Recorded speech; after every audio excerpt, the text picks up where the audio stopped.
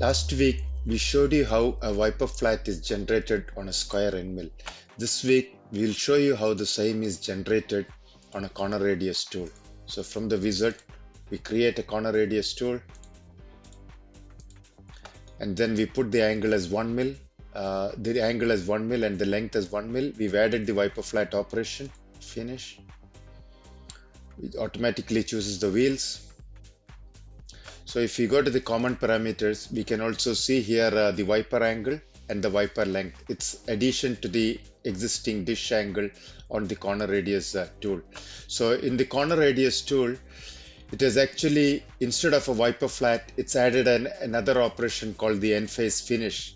Because what happens in a corner radius tool is ideally the distance is from the end of the corner radius, and then you want that also to be tangential to the corner radius, and that's why we've added another end phase operation which actually controls the second dish. So the wiper flat is created as part of the corner radius and end phase grinding operation, and the second dish is created as an end phase finish, but it's controlled through the wizard.